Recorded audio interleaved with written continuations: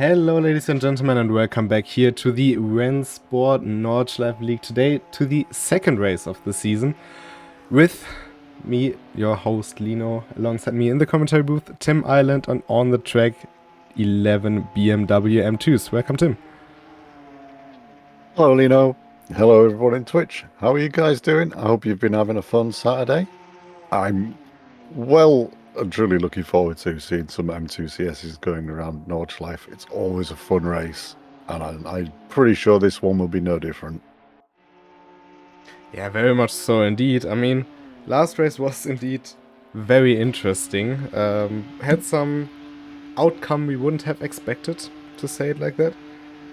And with the BMW M2, we always know we can expect some good action to be taken.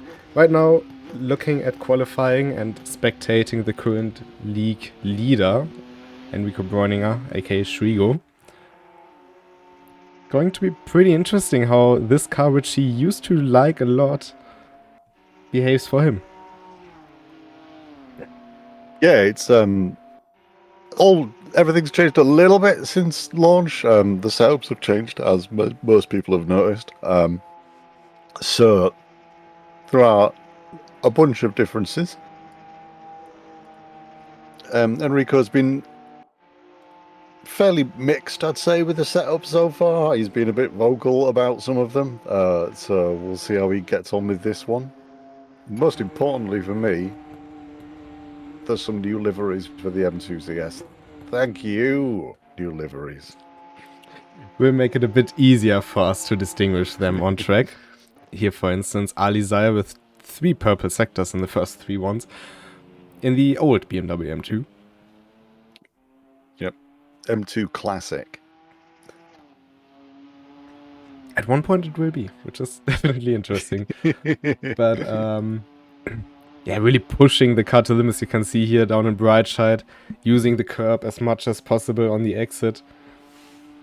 You still get this one chance qualifying in the RNL, as most people are used to. And you of course get some good points. If we currently look at the championship leader in form of Enrico Bräuninger, he's 6 points ahead.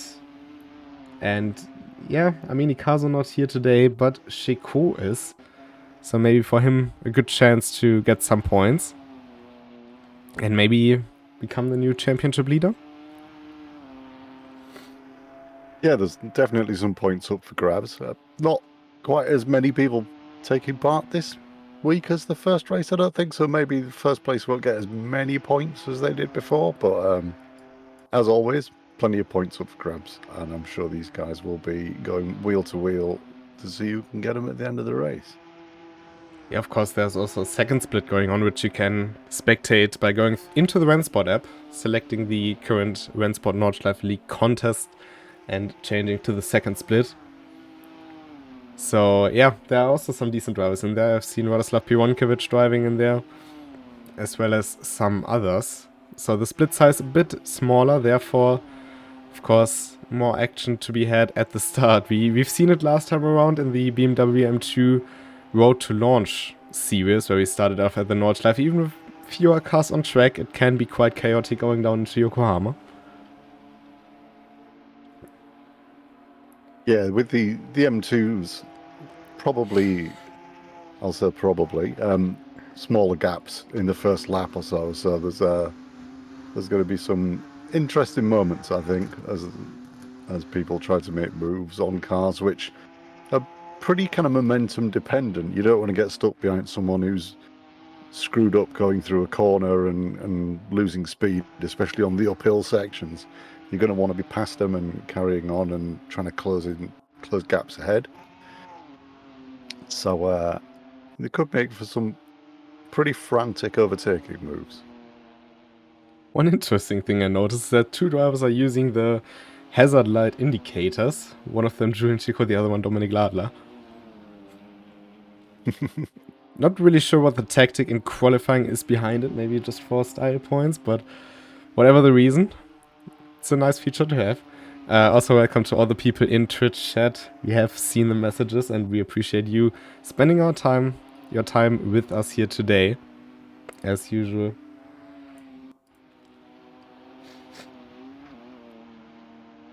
I think they just like the clicking noise when the lights come on and off. Does that happen in race cars? I don't know. That's a good question. In old ones, definitely. Could dive into the technique of that, but I'm not sure if everyone watching would be very interested in that, because I could probably go on about this kind of stuff for quite long. I mean, you know that. But, yeah, in newer cars, it's not really a necessity, isn't it? You wouldn't have thought so, but yeah, maybe in the CS, where it's fairly similar to the road version of the car. It would be still does work that to lovely- remove the sound. Yeah.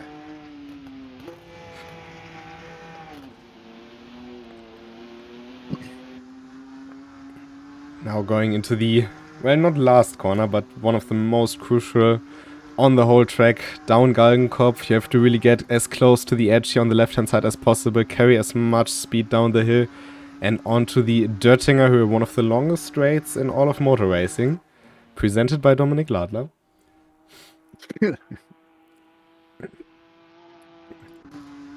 Here's our, what is it at this point, 3-time champion on the Nordschleife, anyway.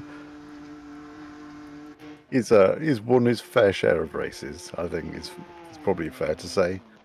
You can just squeeze it into 7th gear, I think, if you really want to, but it's probably got no advantage. It will be very interesting in the race, how this will behave. But let's see what our drivers can put on the board. I think one of the first drivers to come across the line will be Enrico Berninger. It's Alizar with a 8:58.19. Then it's Theodor Popper on a 9:02 and Julian Chico only on a 9:06. Chico goes third with a 9:03. What can Dominik Ladler do? It's a 9:27.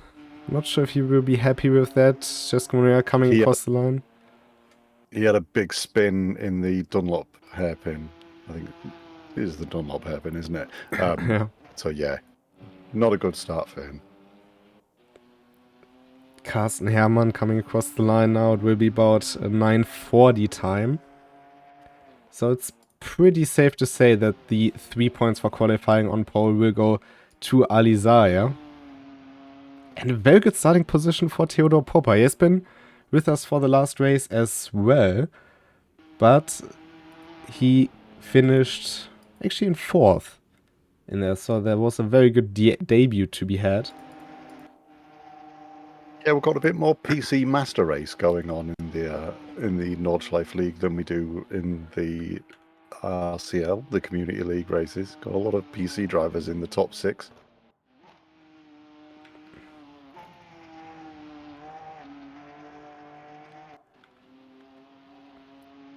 Cletus is now coming across the line. Meanwhile, I'm putting in the first points of the day. It will be a 10:25. Not the worst time. Meanwhile, I hear that Radoslav Pironkovic has gotten pole position in the second split as well, so congratulations to him.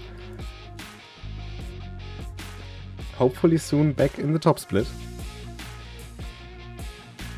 But yeah, now going into the race, we have some different liveries to differentiate the drivers. But do you expect some chaos going down into turn 1? I think you've got to be a fairly brave betting man to not expect some chaos going into turn 1 and turn 2.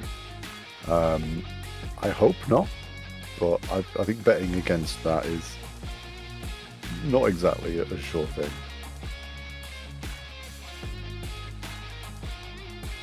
I mean, we will find out in just a moment's time. While the drivers get ready, and we get ready as well, for the race. I wonder if we should go back to putting our bets into the ring. Because for those who are new to the channel, it usually didn't end well for the drivers we picked. Not necessarily, at least. But the commentator's curse was pretty powerful.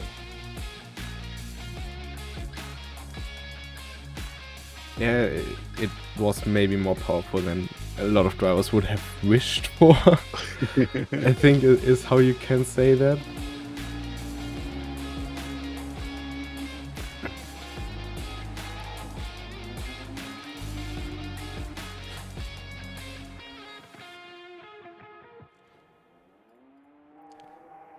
But as you can hear in the background, we can hear the engines come to life. 12 cars on the grid. And we go racing here in the green hell. It's been a good start from pretty much anybody. We go, well, 2 right, 3 right in the background there. As Alizada is leading Theodor Popper down in turn 1 around the outside. That is Enrico Bräuninger. Big drift there for Theodor Popper, who somehow still keeps it pointed into the right direction. Seems like somebody has spun it around, but is still going. So strong showing here at the start from pretty much everyone. As Aliza is leading Enrico Bräuninger. Not a bad start there.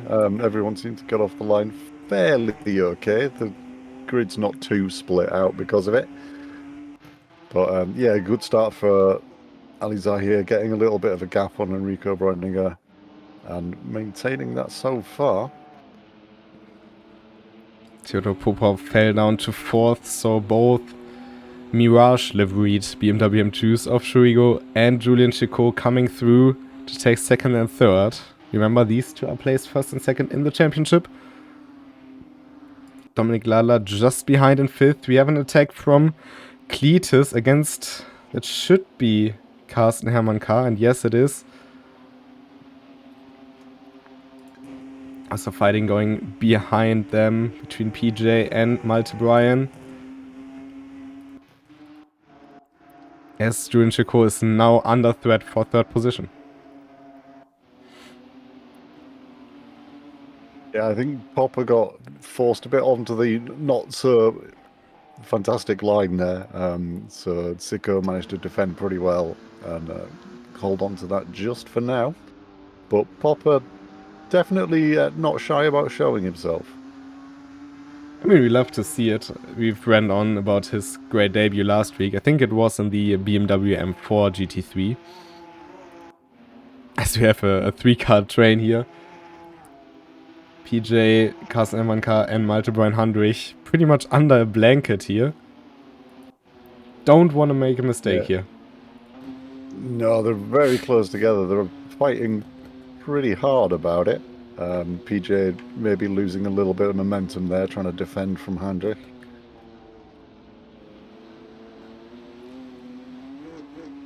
Aliza out front though, 1 second already to Julian, to Schrigo, who has 2.6 seconds to Julian Chicot.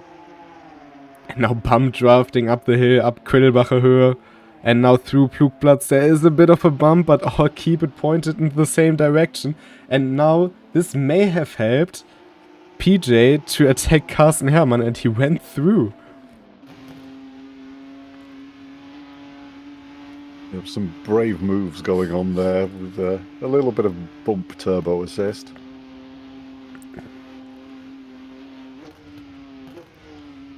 Oh, and I think that was Cesco. No, it's... Sorry, I would try to... It's PJ on his roof in Arenberg and potentially out of the race. Yeah, that is an unfortunate place to stop. There's not a lot you can do about that, I'm afraid. Oh, his car's just reset. And he is on the move again.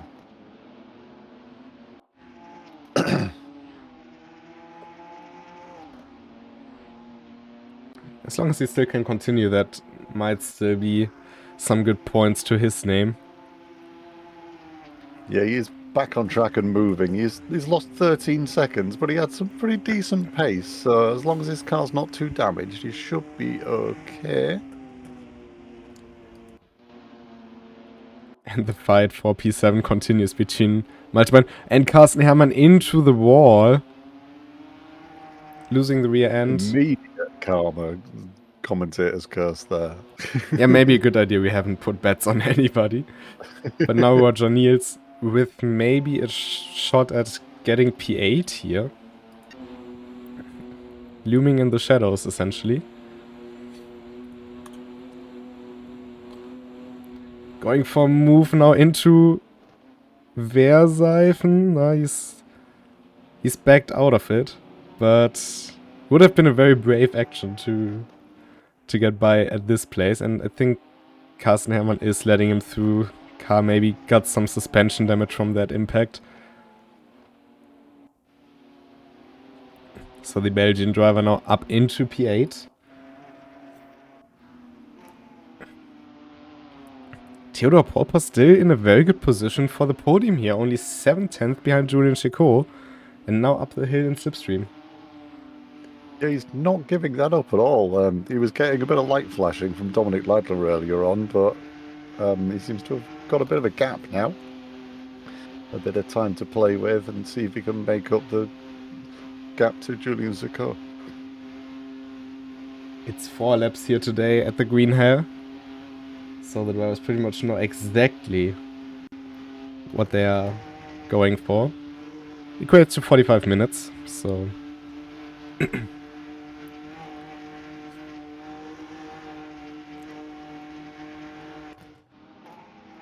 But here they go. Now up the hill towards the carousel. Very crucial in this car especially. As you've explained in quite a lot of races with this car, it's a very momentum-based car, so you have to really carry the speed through.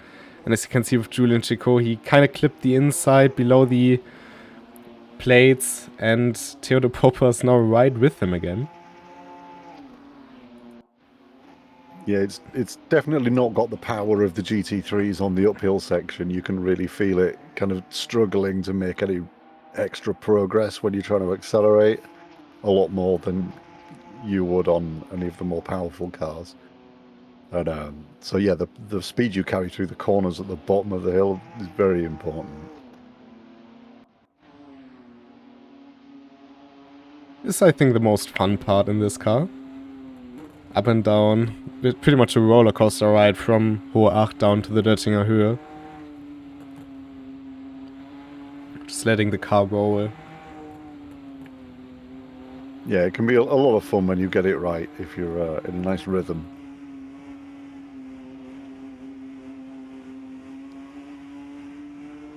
Just coming over here. Julian Chicot still using his hazard light strat. Question is, does he try to confuse Theodor here? Because I'm not sure that hazard lights are as effective as, for instance, the almighty flasher. That's very true. It seems to be doing his part, though.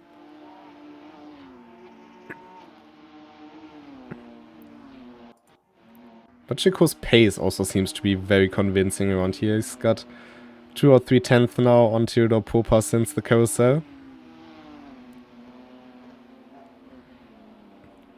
Now that I said it, this has evaporated in one corner, essentially. But that's always the back and forth you get here on the Nordschleife, especially with the open setups we run today.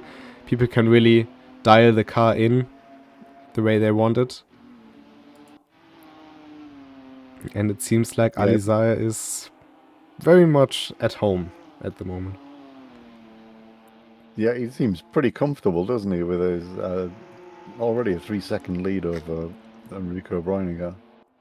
So he seems pretty happy with how his car's driving right now.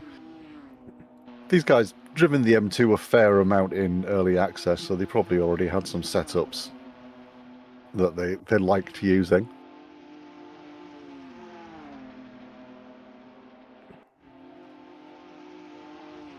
Theodor Popper getting the purple Sector 7. Obviously the rest of them are green because it's the first time around the track. He's also got purple Sector 8 just now as well. Maybe a bit of help here from Julian Chicot in front. Very confident on the brake though, going into Hohenrhein and Tiergarten.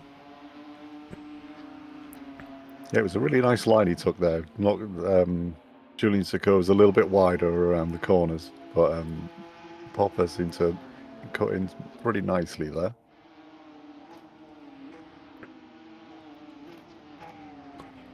Gap up front, about 3 seconds. Julian Chicot running a bit wide in turn 1 and 2. This might open up the door for Theodor Popper around here.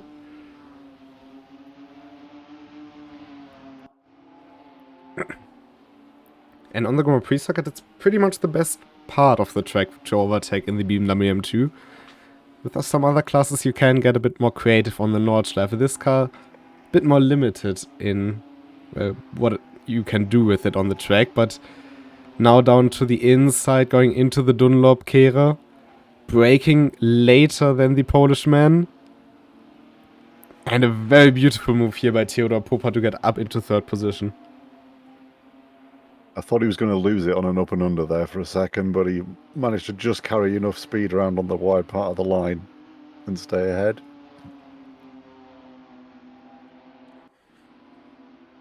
And Julian Chico trying the next tactic to irritate the driver in front, essentially. Popper thought he'd got past seeing flashing lights in front of him, but now he's got flashing lights behind him.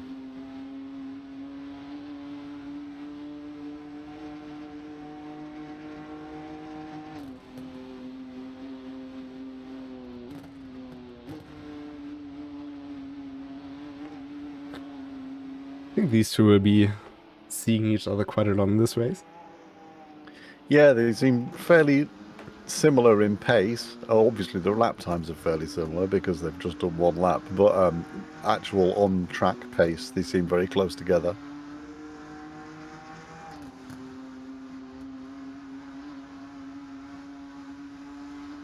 Marcel Volbracht, our first retirement of the night. He's decided to call it quits and gone back to his pit box. But as soon as people have done a lap, I'll just read out some lap times. Ali Zahir did a 9:01. Breuninger did a 9:04.4. Popper did a 9:07.3. Julian Zakor did a 9:06.7. Dominic Ladder a 9:12.9. So a little bit of a variation on lap times, as you'd expect. It's pretty obvious that Ali Zahir is comfortable with how he's going. But he did invalidate his lap. So fastest lap of the race is currently sitting with Enrico Breuninger, which is worth some points. Yeah, and I mean, we've seen in previous seasons, and especially I think in RCL, how the singular points can be very, very important. In the RENNSPORT Nordschleife League, not in the Nordschleife, in the Road to Launch series, we ended up tied between two drivers. Where the title went to, well, isn't it quite fitting, to Ali Zahir on countback.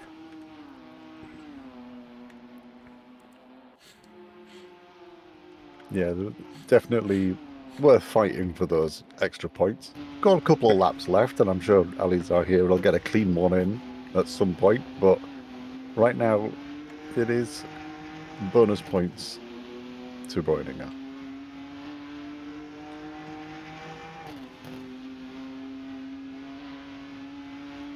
And we had Theodor Popa dropping down to 5th in... I forgot the name. In Adenauer Force. The Nordschleife expert right here. Odd mistake. You remembered it, it's fine. Yeah, I think he had a little bit of an off track because he's showing us his lap is invalid now, whereas it wasn't before.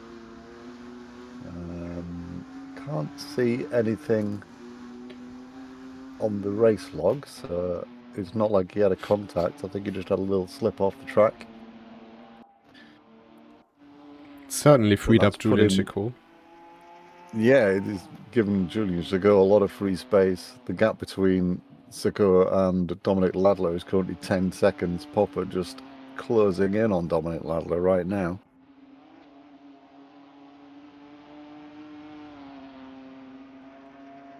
But that is put it to a PC Master Race 1, 2, 3, and 4 for the PC drivers. The next 4 positions belonging to PlayStation drivers. But it seems like Popa's faster than Dominic Ladler right now. So he may be able to get the PlayStation drivers at least into the top 4.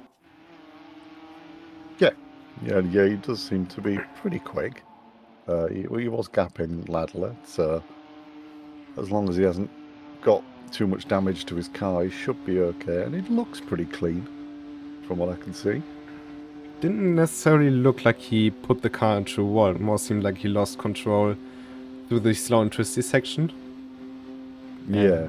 In that sense, I don't know, Force is a lot more forgiving than Well, you can't say the rest of the track. Except for the very high curbs, not much to damage your car. Getting very close to the rumble strips though. Ali's here on a clean lap so far. He's got purple sectors 1, 2, 3, and 5, and Julian Chico up to 2nd place. What happened to Enrico Bräuninger? He seems to be going slowly out of the carousel. Did he spin it in there? There's some damage to the left front, as it seems, and to the left rear. Yeah, there is.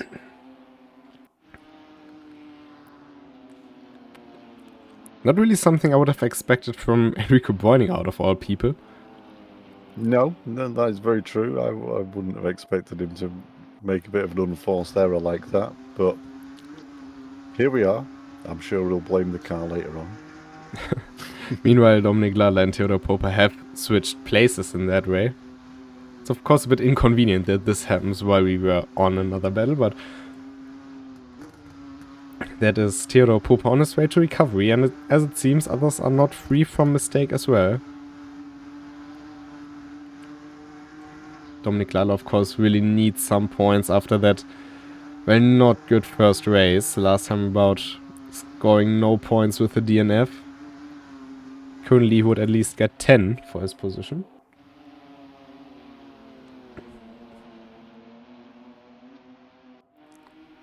Yeah, Popper's now 5 seconds behind Bräuninger, who is only 2 seconds behind Julian Secor, so there's a bit of a group forming there.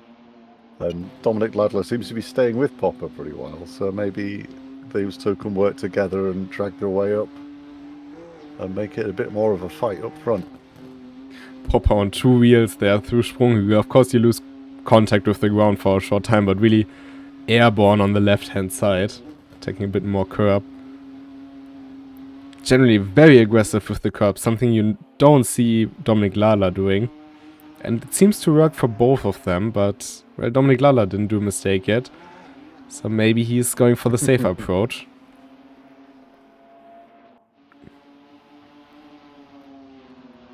And now with the prime opportunity?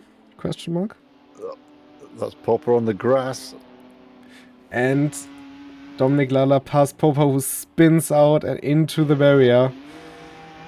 And that will cost him so much time getting the car turned around. And, I mean, Cletus, of course, is quite far back, but he will have so much speed down the Döttinger Höhe.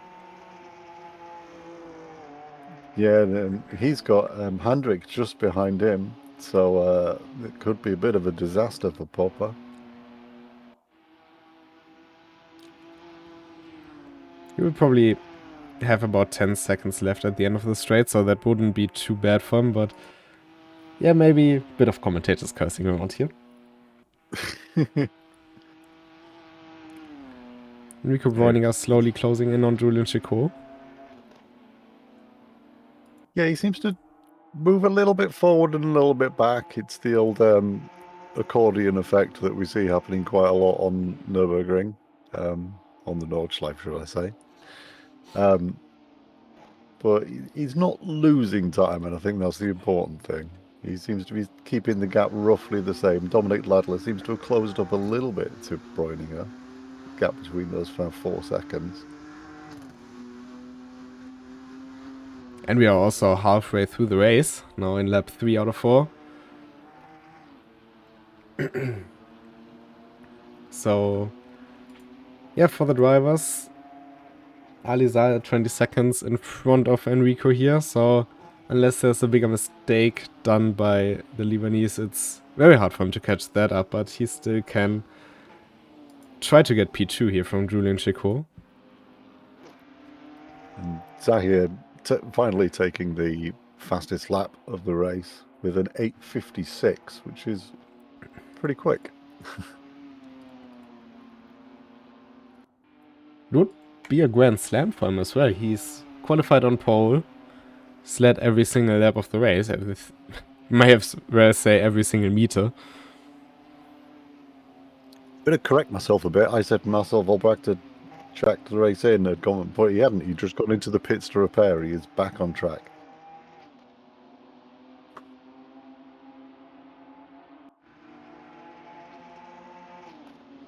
Yeah, and we love to see that. I mean, the Nordschleife is a very demanding circuit. Some may say the most demanding in the world, as Malte Brian Handrich is also closing in on Cletus here. But yeah, just fighting through, keeping the spirit up, as Enrico Bronier has looped it onto the Nordschleife. And with that, Dominik Lalla up into third.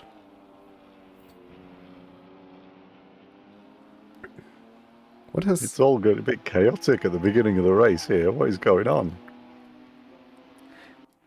It's very surprising to see these kind of mistakes in the BMW M2 because, of course, well, it is the most beginner-friendly car in a way. Of course, you can make it very aggressive with the setup and without traction control, but this kind of mistakes is something that we've usually seen on GT3 level.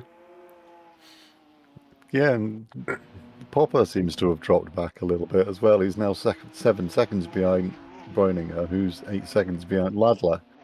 So I think Popper must have made a bit of a mistake somewhere along the lap as well.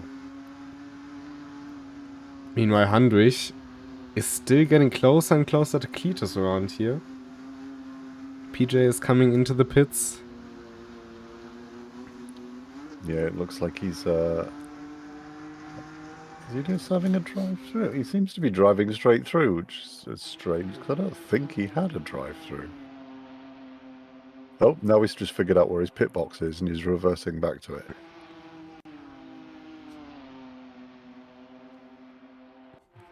As I can see on your screen, some damage repairs here for PJ. Yeah, he's obviously leaning his car up against the barrier, literally. He needed to do a bit of fixing on that car.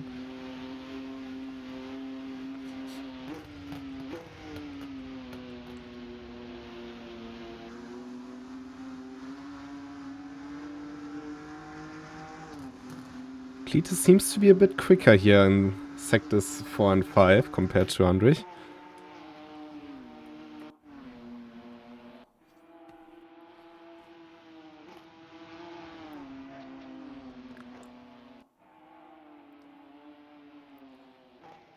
Oh, and Cletus' big drift through unknown force somehow keeps it pointed to the right direction.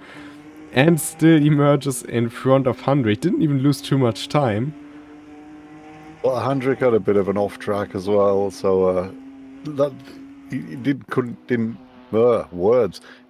take advantage of that as much as he wanted to. He's going to be kicking himself about that, I think.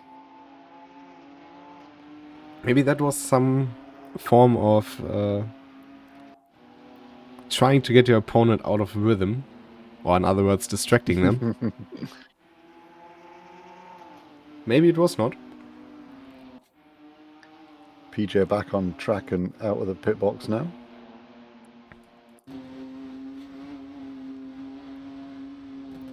Handrich is closing in, and this is the very crucial part, because we are getting closer and closer to Kesselchen. This long uphill stretch from Bergwerk up to the carousel, where it's really crucial to get the slipstream. Probably, maybe even a bit more important than the Döttinger Höhe. He's keeping it nice and tight through the corners as well. He's really maximising the amount of road he's got. Oh, oh. And that was him spinning it round. Maybe you should talk less again. And I'm never complimenting drivers, ever. That's the curse. But what I said may still be relevant for Roger Nies, because he's just 1 second now behind Malte Brian Handrich. And with a good exit here, which he has, as you can see in the Delta, he may be able to claw back a lot of time. Yeah, Handrich has probably got a little bit of damage to his car as well, so it might be lacking a little bit on top speed. If he can stay patient. The Belgian goes the long way round. There has been contact, and hard into the wall is Handrich. Left front fender is gone on Nies' car. That seemed a bit of a forceful move, I've got to admit, but Yeah. It they seemed a maybe bit didn't quite need to desperate. do it that way.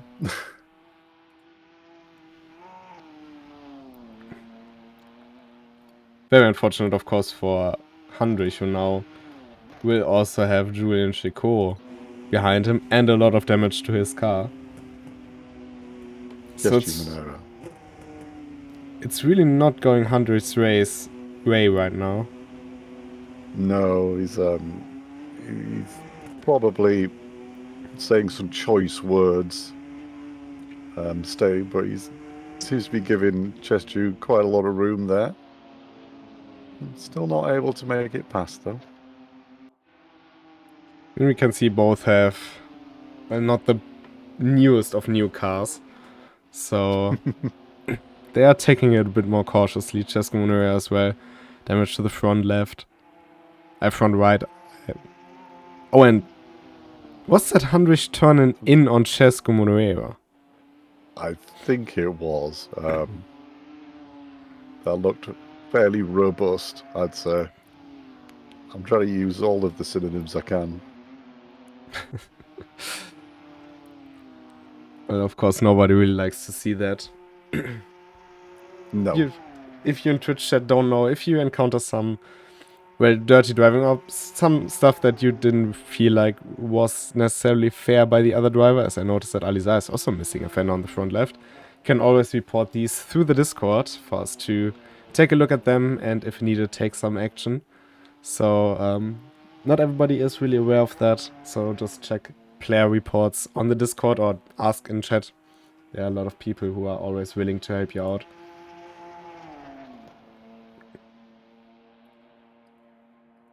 But Alizai starts the final lap of the day.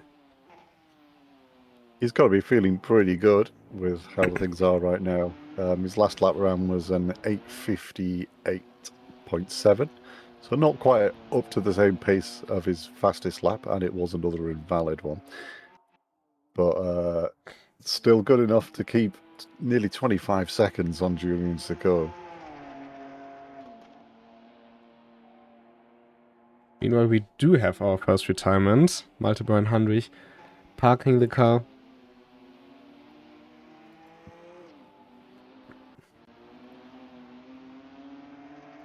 Yeah, he seems to have got a drive-through penalty from accumulating too many incident points, so he decided to park it up and call it a day.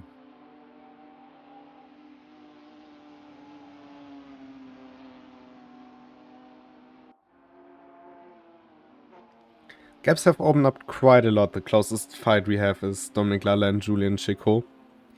But really an odd race looking at what car we have here today, the BMW M2. Typically very beginner friendly, and yet it seems like it has given us a lot more mistakes by the drivers than what we've seen in faster cars. I don't know whether people have maybe underestimated it a little bit or taken their eye off the ball a bit with it being a beginner car and just made a few mistakes that they normally wouldn't see in the M2. So it's been a bit less about on-track moves and more about who can stay on the track. This reminds me of I think it was the first RENNSPORT Nordschleife League race where we transformed the Founders League into the Nordschleife race. And we had so many odd DNFs in the GT3 category. Running out of fuel, crashing the car where you typically don't expect it to. So yeah, bit of a reminiscent thing of that. But of course, there are more races to come in the RENNSPORT Nordschleife League, which you can all enter as long as you own the Nordschleife. So maybe we can just take a quick look at that. Looking at the schedule, the final race of 2025, or the final community league race, if you want to say so, is the GT3X race in 2 weeks on the 20th.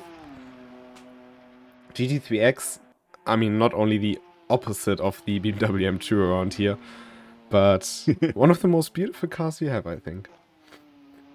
It is a very pretty car, and it's a car that's a lot of fun to drive. So I'm sure we'll probably have a bit more uptake for that one. The M2 maybe not quite as glamorous in the eyes of the public compared to the 911 RENNSPORT, which is a pretty sexy car. And a lot of fun to yank around the Nordschleife. I mean, I think it was developed in large portions for the Nordschleife as well, so it makes sense. That wouldn't surprise me. But yeah, there's that. And of course, next week we will also be back with RCL, round number 3. So yeah, that will of course also be interesting. RCL last time around has been a blast. So I'm very much looking forward to see that back. It's been some great racing so far, and it's been great to see how many people are turning up and see some of the console guys mixing it up. It's been a lot of fun to watch.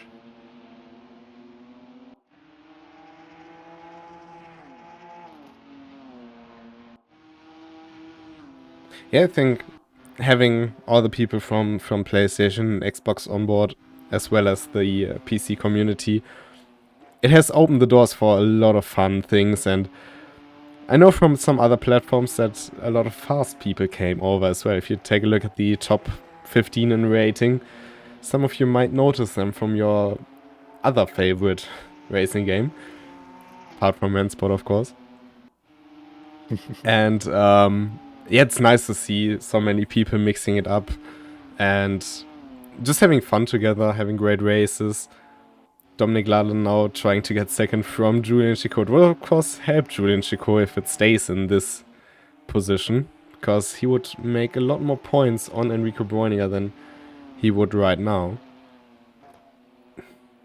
But yeah, the mix of consoles and the different heritages of the drivers are really something I think is very special to us at the moment. Yeah, I know when we first announced the console crossplay and leading up to launch, there was a little bit of a black cloud above some of the PC drivers about the idea of letting console players into their games. But I think we've all been pretty pleasantly surprised at not just how courteously they tend to drive on track, but also how quick they are. Yeah, indeed. As we look back from Julian Chico onto Dominic Lala, who's charging and is getting closer and closer and big on the rearview mirror. He's going onto the brakes because he doesn't want to go too wide here into Moodcore. We've seen last season with the GT4s how wrong this can go, and he decides to not do it, which may have been the better decision around here and trying to make a move into the Döttinger Höhe.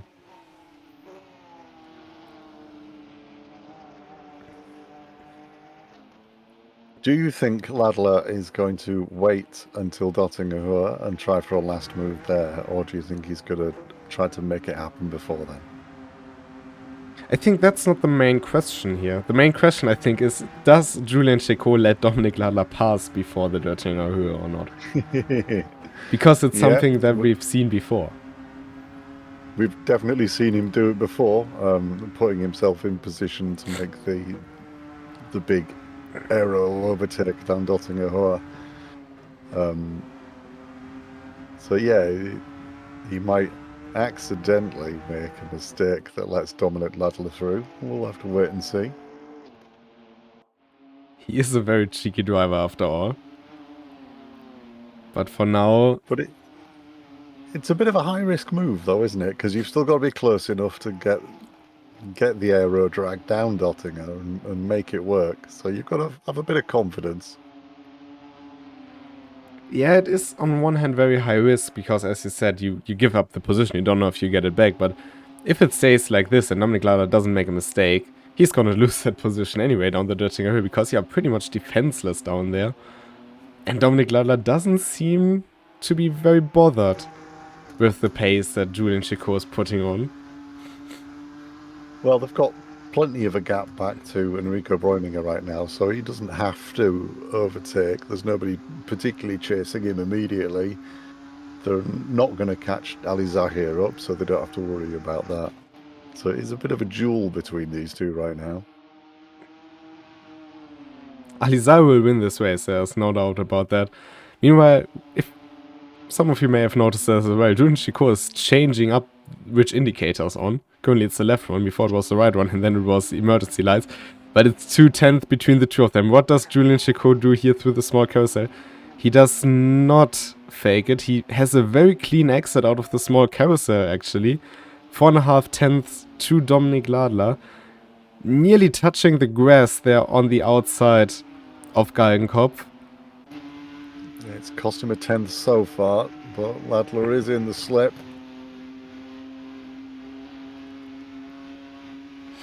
He's in the slipstream. You can see the gap coming down, a lot of weaving going on. It's forcing Ladler to take the outside at the end of the straight, but I don't think it's going to matter too much. Dominik Ladler is out front and doesn't seem like Julian Chico is fighting it. Alizar has crossed the line to win round 2 here at the RENNSPORT Nordschleife League. Can Julian Chico come back on Dominik Ladler though? It would require a lot of bravery or mistake from Dominik here. Down into Hohenwein. Very late break there by Julian Chico. Oh, and he has a very good exit. May this be a drag race down to the line. Dominik Ladler is closing off the left-hand side. And is going to come home in second. It's 1.5 tenths between him and Julian Chico. What a finish between these two. It does offer a surprisingly large amount of close finishes for the Nordschleife, doesn't it? Yeah. Theodor Popper will come home in 5th.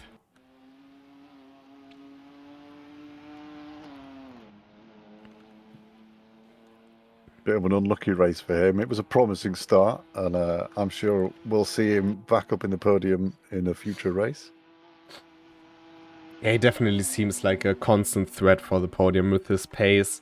He just needs to iron out the consistency a bit and he will be in a very, very good position. Cletus coming home in 6th, I think he can be happy with that as well. Yeah, his lap times were nice and consistent. His car's pretty clean, so, well, pretty clean. He's missing a fender. But he managed to keep his lap times pretty consistent, so that's always a good start. Same for Janice. He went up into 7th place in the end. I think that's a very good result for him. For Cesco Monreal, it seems like it was again a bit of an unlucky race. We know that he can do better, and we know that he wants to do better. But yeah, I'm looking forward to see him again next week in the RCL. I think he has some stuff to prove there as well after last week's race.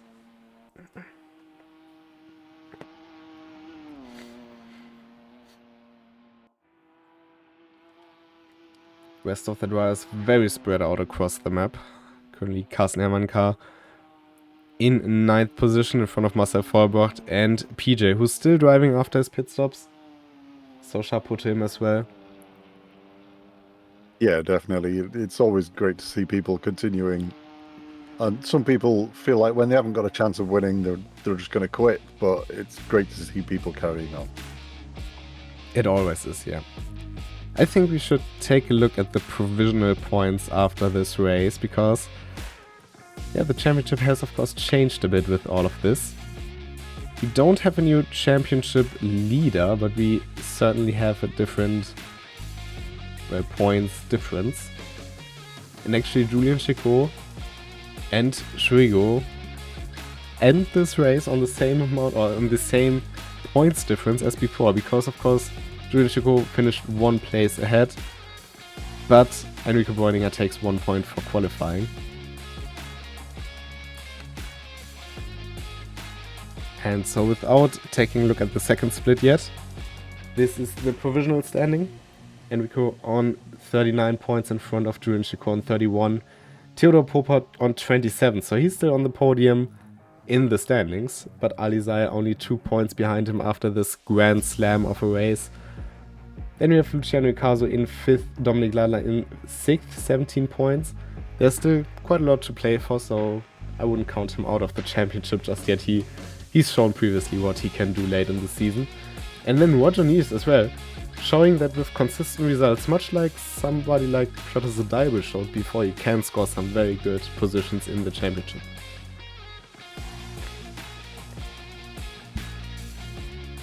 Yeah, it's closed up a lot at the top of the championship there, which is great to see for us. Looking forward to some racing action. Wait to see. I don't suppose any of these guys were in the second split necessarily, but the points are subject to change as usual. Very much so indeed. So for the real standings after race number 2, check out the Discord, check out the channel. We'll post the update there very soon. So yeah, I think that was pretty much it. We can take a look at P13 to P24. There we see Carsten Hermann Karl back into the top 24 as well after this race. Yeah, what do you take out of this race? What did it fulfill your expectations from what the car usually has to offer? No, it was very, very different to what we'd normally see, I think, for an M2 race. That was a bit of a bizarre one, but still managed to produce an exciting finish, which is always great. Indeed. With all that said, I think we can basically take another look at the calendar for next week, where we go to Jeddah in the RENNSPORT Community League Season 8. Until then, enjoy the rest of your evening. There's a great motorsport finale tomorrow as well. So there's still some racing action to be looked at. Have a great evening, have a great rest of your weekend, and until then, goodbye. Goodbye.